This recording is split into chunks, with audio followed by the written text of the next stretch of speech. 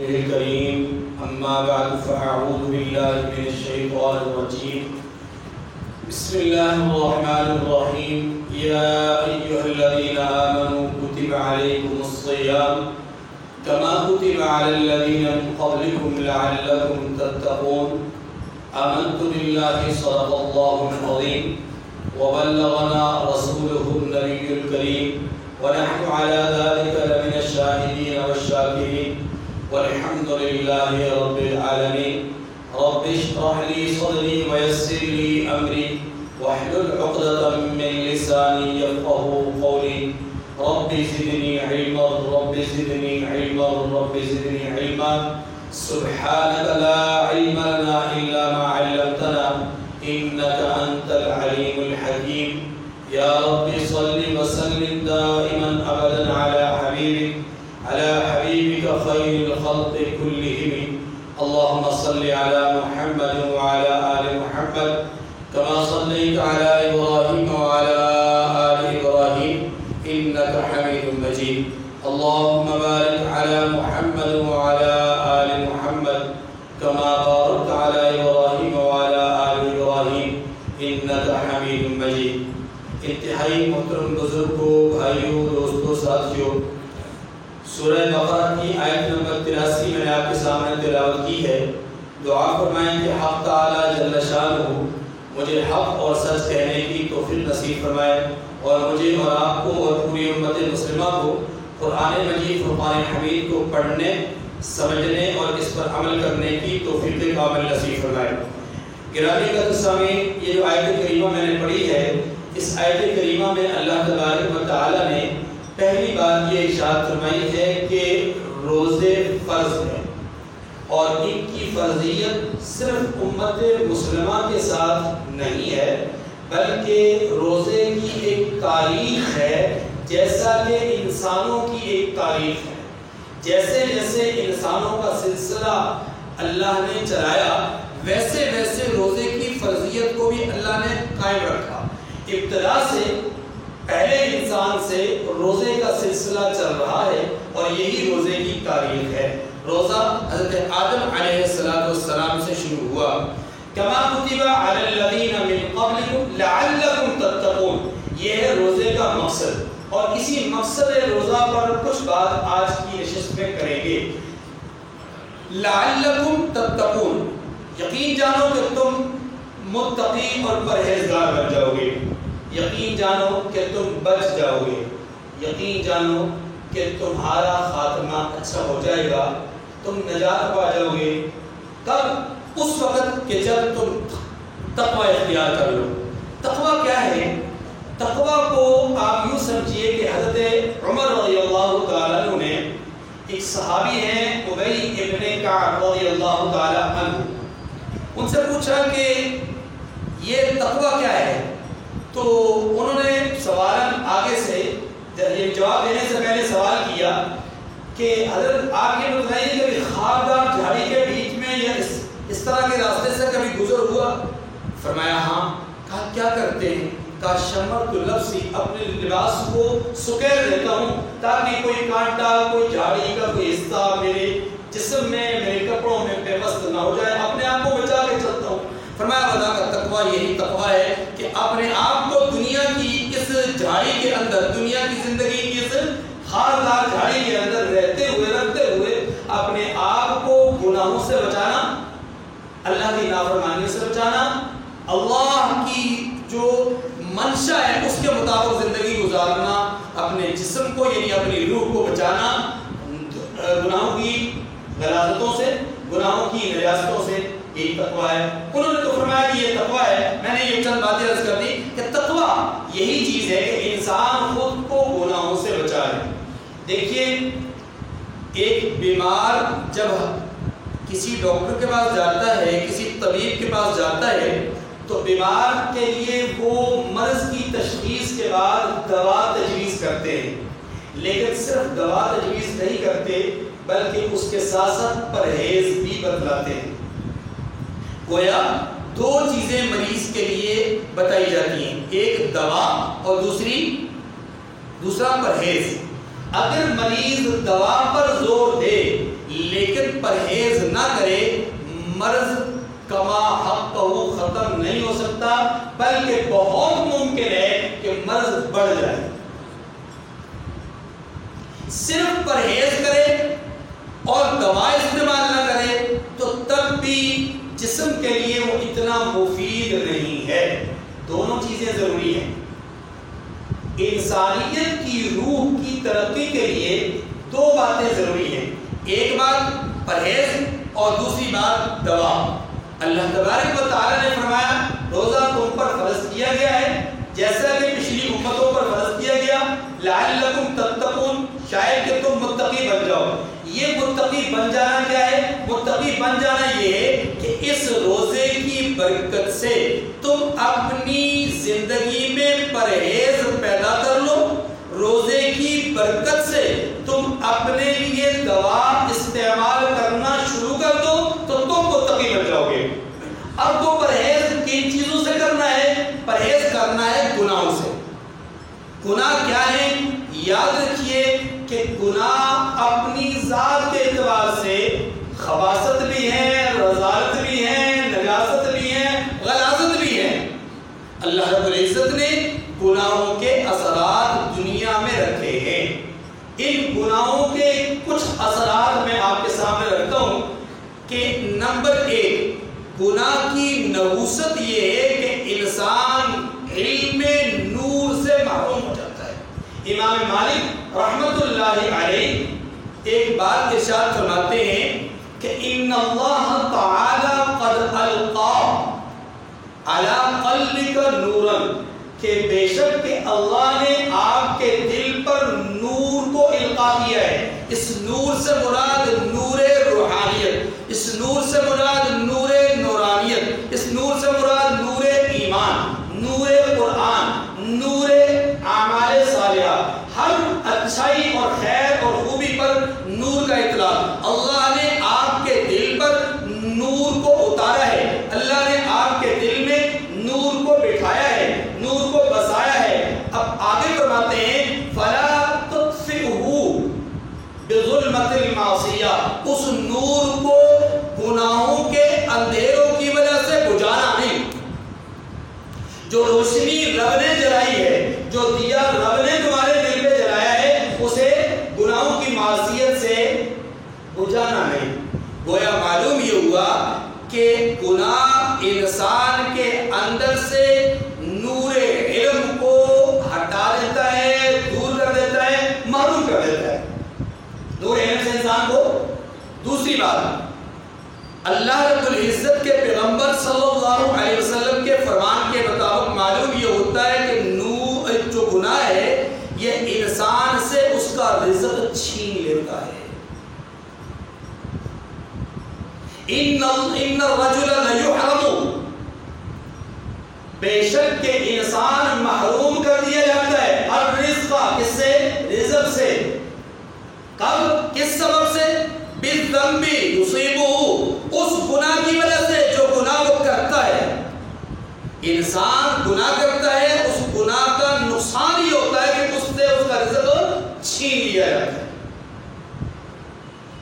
ہم واویلا کرتے ہیں، شور کرتے ہیں، شکوے کرتے ہیں، شکایات کرتے ہیں، برکت نہیں، معاملات نہیں، تو ہمیں اس پہلو پر غور کرنا چاہیے کہ کہیں ایسا تو نہیں کہ ہم سے کوئی خطا، ہم سے کوئی غلطی، ہم سے کوئی برا سزا ہو رہا ہو کہ جس کی وجہ سے اللہ میرے رزق سے معلوم کر رہے ہیں۔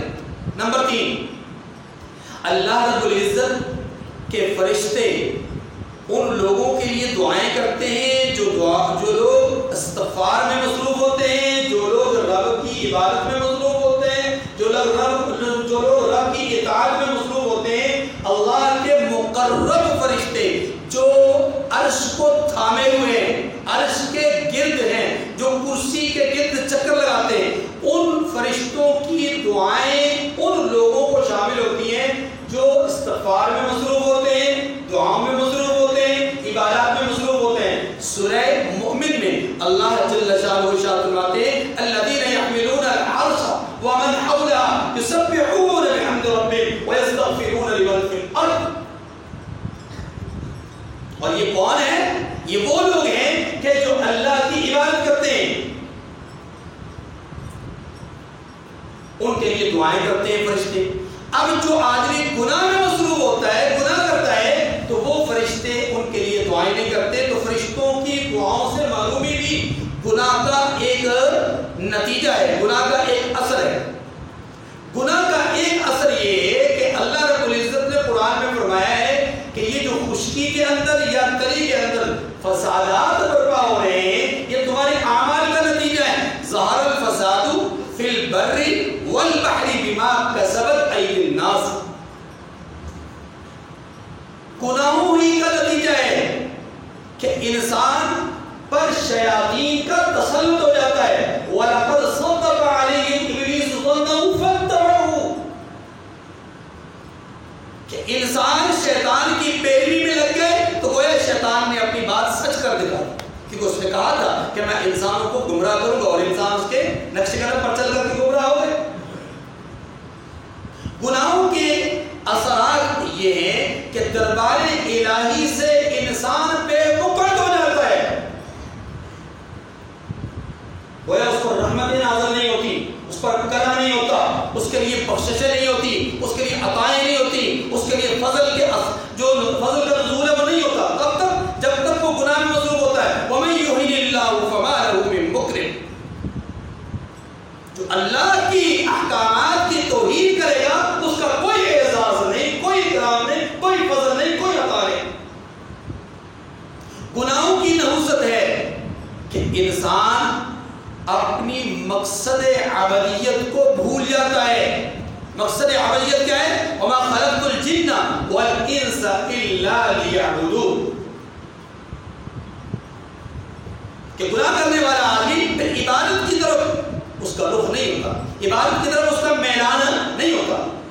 اس گناہ کا اثر مخلوق پر بھی ہوتا ہے، ان گناہگار کے گناہ کا اثر مخلوق پر بھی ہوتا ہے۔ اللہ کے رسول صلی اللہ علیہ وسلم نے ایک موقع پر فرمایا کہ بندہ جب اس دنیا سے جاتا ہے یا وہ مستریح ہوتا ہے یا مستریح من ہوتا ہے۔ کیا معنی یہ کہ یا تو وہ ایسا ہوتا ہے یا مستریح ہوتا ہے یا مستراح من ہوتا ہے، کہ یا تو اس کو راحت پہنچتی ہے یا اس کی وجہ سے مخلوق کو راحت پہنچتی ہے۔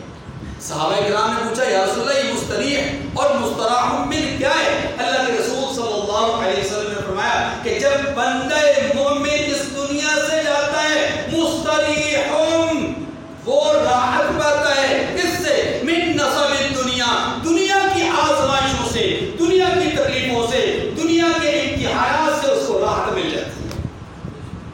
وَإِنَّ الْعَبْدَ الْفَاجِرَ، اور جب عبد فاجر گناہگار بندہ اس دنیا سے جاتا ہے تو اللہ کے رسول فرماتے ہیں کہ اس سے یستریح منہ، اس سے مستراحت پاتے کون؟ البلاد، شہروں کے شہر اس سے راحت پاتے ہیں۔ والشجر، درخت راحت پاتے ہیں۔ والدواب، جانور چوپائے اس سے راحت پاتے ہیں۔ معلوم یہ ہوا کہ انسان کے گناہوں کا اثر خود اس کی ذات تک محدود نہیں ہوتا، بلکہ اس کے گناہوں کا اثر خشکی پر، تری پر، انسانوں پر، جانوروں پر، حجرات پر، شجرات پر، نباتات پر، ہر چیز پر ہوتا ہے۔ اللہ نے جو پیداوار اس کائنات میں پیدا کرنی ہوتی ہے اس پر اثر ہوتا ہے۔ وَلَوْ أَنَّهُمْ آمَنُوا وَاتَّقَوْا لَفَتَحْنَا عَلَيْهِمْ أَبْوَابَ السَّمَاءِ، اللہ فرماتے ہیں کہ اگر یہ یہودی اللہ کے احکامات پر ایمان رکھتے، عمل کرتے، ہم آسمان سے رحمت کے دروازے کھول دیتے۔ معلوم یہ ہوا کہ اللہ کی نافرمانی اللہ کی رحمت کے دروازوں کو بند کر دیتی ہے۔ گناہوں کی ایک نحوست یہ ہے کہ گناہگار پر اللہ کے رسول کی طرف سے لعنت ہوتی ہے۔ اللہ کے رسول صلی اللہ علیہ وسلم نے احادیث میں کئی لوگوں پر لعنت بھیجی ہے۔ سود خوار پر لعنت بھیجی، شراب نوش پر لعنت بھیجی، مردوں کی مشابہت اختیار کرنے والی عورتوں پر لعنت بھیجی، عورتوں کی مشابہت اختیار کرنے والے مردوں پر لعنت بھیجی، قبروں کو سجدہ کرنے والوں پر لعنت بھیجی، فساد کرنے والے پر لعنت بھیجی، بدعتی آدمی پر لعنت بھیجی، اسی طریقے سے صحابہ اکرام رضوان اللہ علیہ مجمعین کو برا بھلا کہنے والوں پر لعنت بھیجی، والدین کے نافرمان پر لعنت بھیجی، اسی طریقے سے غیبت کرنے والے پر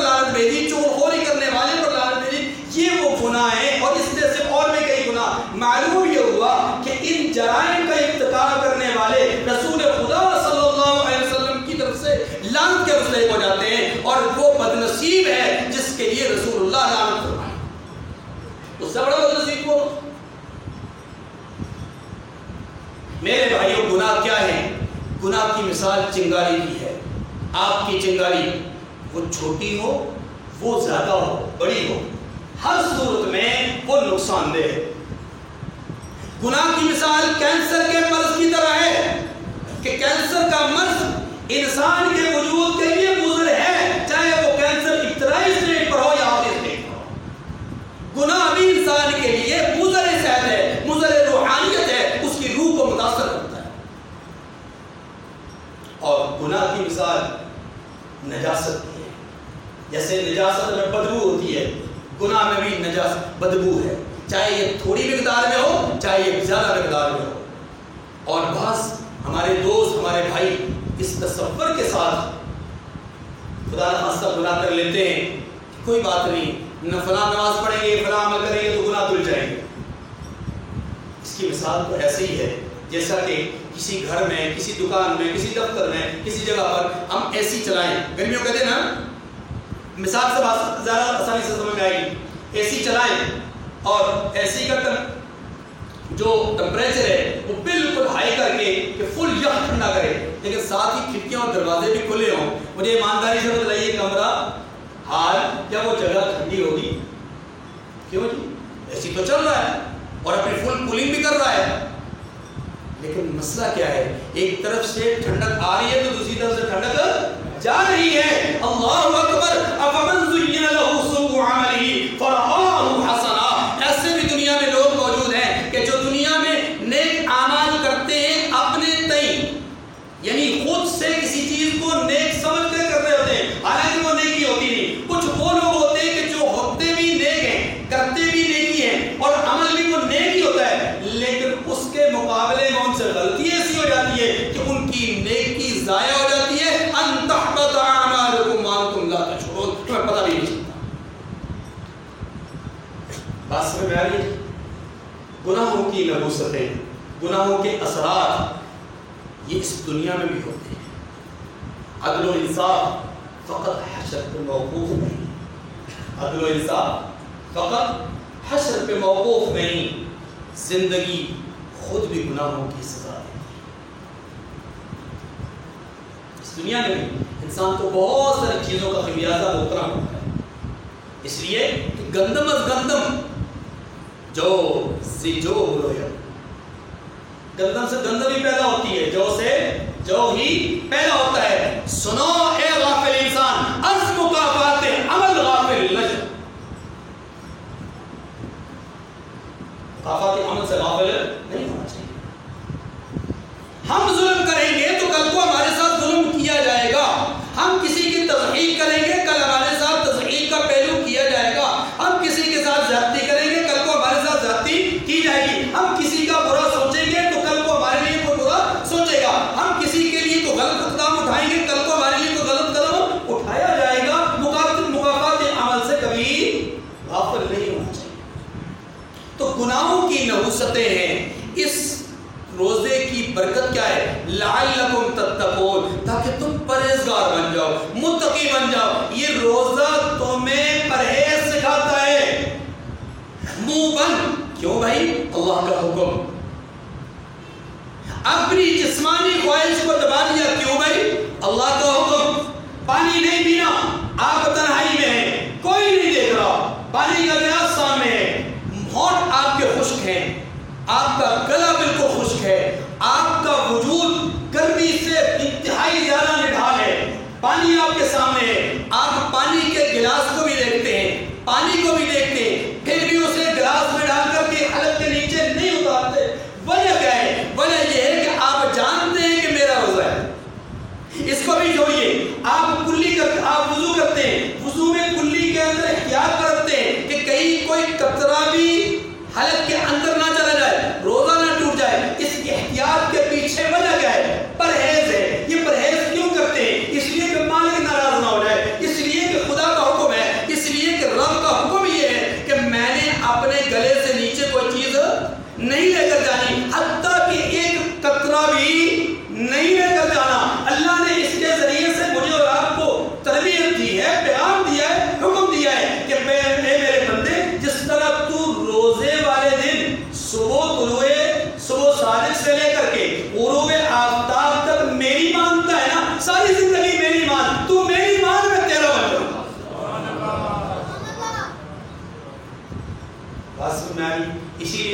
کہا نا کہ روزہ میرے لیے ہے اور میں ہی اس کی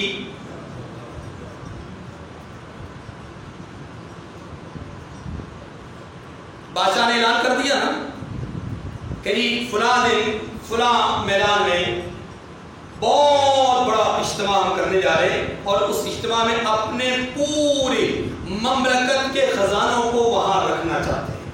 ان کے ڈھیر لگائیں گے, جس کا دل چاہے وہ آ کر کے خزانوں کے کسی بھی خزانے کے اوپر اپنا ہاتھ رکھ دے, وہ خزانہ اس کو ہوگا. مختلف ڈیریاں لگا دیں گے. لوگ آئے متعینہ دن پہ متعینہ وقت پہ آئے اور آ کر کے ہر ایک نے اپنے اپنے مرضی سے کسی نہ کسی ڈیری پر ہاتھ رکھ دیا. ایک گڑیا تھی, اس کے ہاتھ کانپ رہے تھے رش کی وجہ سے, لڑکھڑاتی ہوئی آگے بڑھی, بڑھتے بڑھتے بڑھتے بادشاہ کے سر پہ آ گئی. لوگوں نے کہا بیوقوف, خزانے سارے میدان میں ہیں, بادشاہ کے پاس کچھ نہیں رہا. بادشاہ کے پاس کچھ نہیں رہا, کیوں بادشاہ کے سر پہ ہاتھ رکھ دی ہے؟ اس نے کہا اللہ کے بندو, ابھی تم نے ہاتھ ہی رکھے ہیں نا, میں نے بھی ہاتھ رکھا ہے. بادشاہ نے تمہیں خزانے دیے تو نہیں, بادشاہ نے خزانے دیے تو نہیں, ابھی تو بادشاہ کے کنٹرول میں ہے نا. تو اگر بادشاہ میرے کنٹرول میں آ گیا, خزانے کس کے؟ روزہ میرے لیے ہے اور میں ہی اس کی جزا ہوں. اللہ فرماتے ہیں بندے تو میرا بن جا, بن کے تو دیکھ میں تیرا ہوں, پھر کہنا.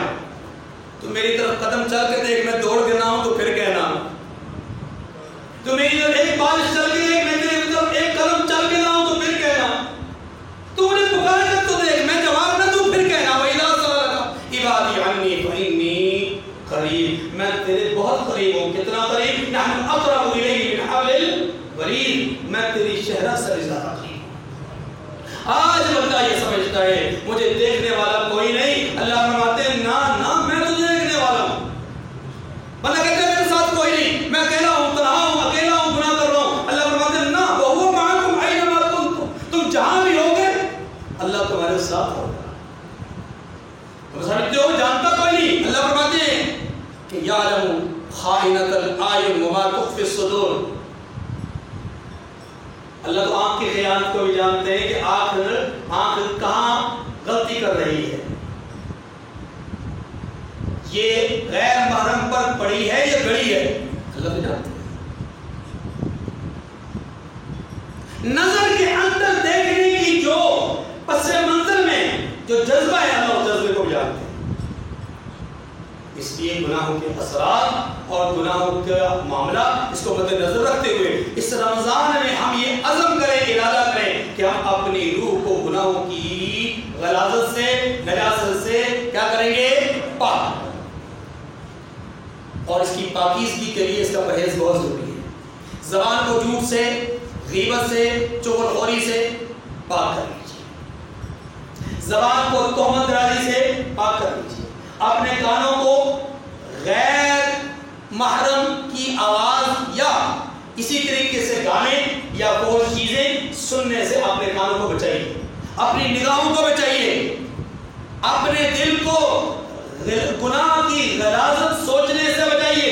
اپنے دماغ کو گناہوں کی لذت کی طرف یا غلاظت کی طرف جانے سے بچائیے. اگر ایسا ہوگا تو پھر دوا فائدہ دے. پھر دوا, اب دوا کیا ہے؟ اللہ کے رسول فرماتے ہیں من صام رمضان ایمانا و احتسابا غفر له ما تقدم من ذنبه. دوا یہ ہے کہ جس نے 11 مہینے کے بعد ایک مہینہ رمضان کے روزے رکھے لیکن ایمان کے ساتھ, احتساب کی یقین کے ساتھ. یہ ایمان و احتساب کیا ہے؟ ایمان و احتساب یہی ہے کہ بندہ تنہائی میں ہو کھائے نہ, بندہ تنہائی میں ہو پیے نہ. بالکل یہ تصور ہر گناہ کے لیے ہو جائے کہ جہاں بھی ہے اکیلا ہے تو تب بھی اس کا تصور یہ کہ میرا رب مجھے دیکھ رہا ہے. گناہ نہ کرے, غلطی نہ کرے, خطا نہ کرے. ہاں اگر خدا نہ خواستہ کسی سے غلطی ہو جائے, خطا ہو جائے, گناہ ہو جائے, لغزش ہو جائے, فی الفور توبہ کرے. اس توبہ کرنے والے کی توبہ اللہ کو بہت اللہ کے رسول فرماتے ہیں کل بنی آدم خطاء وخیر الخطائین التوابون, کہ سارے بنی آدم کیا ہیں؟ خطا کار ہیں, اور بہترین خطا کار یعنی اچھا خطا کار وہ ہے جو خطا ہو جانے کے بعد توبہ کرے. یا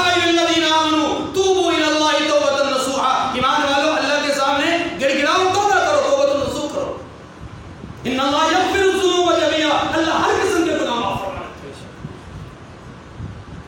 انسانوں کے گناہ ریت کے ذرات سے بھی بڑھ جائیں تو تب بھی اللہ کے ہاں مغفرت کا دروازہ بند نہیں ہوتا۔ ہاں اگر یہ بخشش طلب کرے تو صحیح، اگر نہ کرے تو دل اللہ سیاہ کر دیتے، پھر ختم اللہ علی قلوبہم، اللہ دلوں پر مہر مار دیتے۔ اور یاد رکھیے اس کائنات میں سب سے بڑا عذاب انسان کے لیے یہ ہے کہ اس سے ایمان کی توفیق اور نیکی کی توفیق اللہ چھین لے۔ بات سمجھ میں آئی؟ تو گناہوں کے اثرات ہیں، دوسری طرف دوا ہے۔ دوا اللہ کے رسول نے کہا فرمائی یہ رمضان کے روزے دوا ہے۔ اس سے نتیجہ کیا ہوگا؟ جب آپ گناہوں سے پرہیز کریں گے، رمضان کے روزے کو ایمان و احتساب کے ساتھ رکھیں گے، اللہ کی طرف سے اب نتائج کیا مرتب ہوں گے؟ فرمایا غفر لہ ما تقدم من ذنبی، پچھلے گناہوں کو اللہ معاف فرما دے، پچھلے گناہوں کو اللہ۔ اور پھر اللہ کے رسول نے فرمایا الصوم جنۃ، روزہ ایک ڈھال ہے، روزہ ایک ڈھال ہے۔ کیسے؟ فرمایا ایسی ہی ڈھال ہے جیسی لڑائی میں تمہارے لیے ڈھال ہوتی ہے، ڈھال لے کر کے میدان میں لڑتے ہو، تیر اثر نہیں کرتا، تلوار اثر نہیں کرتے، آپ اپنے جسم کو ڈھال کے ذریعے سے بچا لیتے ہیں۔ روزہ بھی ڈھال ہے، روزہ تمہارے گناہوں کے سامنے، تمہارے وجود کے لیے، تمہاری روح کے لیے، تمہاری ترقی کے لیے، تمہاری رفتوں کے لیے، تمہاری شان کے لیے اللہ نے اس کو ڈھال بنایا ہے۔ اس ڈھال کو مضبوطی سے پکڑ لو، کامیاب ہو جاؤ۔ بد نصیب ہے وہ انسان جسے اللہ نے ڈھال دی ہو اور اس ڈھال کو پھینک کر کے پھر کہے میں مقابلہ کرنا چاہتا ہوں۔ اللہ کے رسول صلی اللہ علیہ وسلم نے روزے کے متعلق ارشاد فرمایا کہ یہ رمضان کا مہینہ مسلمانوں کے لیے اتنا زبردست مہینہ ہے کہ شہر ایسا مہینہ ہے کہ خیر لہم من، کہ مسلمانوں کے لیے اس میں خیر ہی خیر ہے، مسلمانوں کے لیے خیر ہی خیر ہے۔ جس نے روزہ رکھنا ہے، یہ مسلمان سے مراد وہ روزے دار مسلمان، جس نے روزہ رکھنا ہے اس کے لیے خیر ہی خیر ہے۔ اور فرمایا جو منافق ہے، کلمہ تو پڑھتا ہے، نام تو نبی کا لیتا ہے، دم تو محمدی ہونے کا بھرتا ہے، عشق رسالت کا بھی ترانہ گاتا ہے، اللہ کے رسول کی محبت کے دعوے دار بھی ہیں، لیکن اس کے باوجود میں کسی مذہب کی بات نہیں کر رہا ہوں، ویسے بھی مسلمان بات کر رہا ہوں کہ نام کلمہ کو ہے، وہ دیوبندی ہے، بریلوی ہے، حدیث ہے، لیکن کلمہ کو ہے، کلمہ کو ہونے کے باوجود اعمال کی طرف نہیں جاتا، ایمانیات کی طرف نہیں جاتا، عقائد کی پختگی کی طرف نہیں جاتا، رمضان کے روزے کا احترام نہیں کرتا، روزہ نہیں رکھتا، بلا عذر شرعی اس نے روزہ ترک کیا ہوا ہے۔ اللہ کے رسول فرماتے ہیں یہ منافق ہے۔ یہ کون ہے؟ منافق ہے۔ اور منافق کے لیے رمضان کا مہینہ تمام مہینوں میں سب سے زیادہ شر والا مہینہ ہے۔ رمضان کا مہینہ منافق کے لیے سب سے زیادہ شر والا۔ کیوں شر والا فرمایا؟ اس لیے کہ منافق کو قدم قدم پر تکلیف ہو رہی ہوتی ہے، اس کے لیے پریشانی کا، اس کے لیے مصیبت کا، شر اس کے حق میں، شر اس کے حق میں ہے۔ ویسے رمضان کا مہینہ شر نہیں ہے۔ فرمایا رمضان کا مہینہ اپنی ذات کے اعتبار سے مومن کے لیے خیر ہے، منافق کے لیے شر ہے۔ اب جو بھائی رمضان میں تکلیف کا اظہار کرتے ہیں، پتہ نہیں اللہ تعالیٰ نے روزہ کیوں فرض کر دیا، مہینہ پورا کیوں کر دیا، یہ اتنا تھوڑا ٹائم ہو جاتا، یوں ہو جاتا، یہ گرمیوں سردیوں کے اپنے چوائس ہوتی، یوں ہوتا یوں ہوتا۔ یاد رکھیے یہ منافقانہ باتیں، یہ کیا ہے؟ شکوے شکایات کرنا رمضان کے حوالے سے کیا ہے؟ ورنہ روزہ تو شہر مبارک، اللہ کے رسول نے فرمایا یہ تو برکت والا مہینہ ہے، یہ تو اتنی برکت والا ہے کہ عام دنوں میں نماز پڑھنا ذرا مشکل ہوتی ہے، لیکن رمضان میں اللہ اتنا جگرا وسیع کر دیتے ہیں، عبادت کے لیے، ریاضت کے لیے اتنا دل سینہ چوڑا کر دیتے ہیں کہ یہ صرف رمضان میں فرض ادا نہیں کرتا بلکہ فرض کی ادائیگی کے ساتھ ساتھ نوافل کا اہتمام کرتا ہے۔ رات کو 20 رکعت کے لیے امام کے پیچھے گھنٹے، ڈیڑھ 2 گھنٹے کے لیے کھڑے ہوتا ہے، تراویح بھی پڑھتا ہے۔ یہ رمضان کی برکت ہے۔ بھلا کوئی تصور کر سکتا ہے عام دنوں میں رات کو سو کر کے صبح 4 بجے، پونے 4 بجے، 3:30 بجے اٹھ کر کے کھانا کھا اتنا انسان کے اندر اس چیز کا ایک ضبط اور ربط پیدا کر دیتے ہیں اور اتنا حوصلہ اور اتنی سخت پیدا کر دیتے ہیں کہ وہ شوق سے صبح اٹھتا ہے، سحری کرتا ہے اور تصور میں یہ لاتا ہے کہ یہ میرے نبی کی سنت ہے، یہ میرے نبی کی سنت ہے. جانتا ہوں بھی یہ کہ کھاؤں یا نہ کھاؤں میرے مالک کا حکم ہے، میں نے پورا پکڑ کے لینا ہے، لیکن اس کے باوجود سحری کرتا ہے. کیوں؟ اللہ کا حکم مان کر کے. تو یاد رکھیے یہ رمضان برکت کا ہے، برکت کا.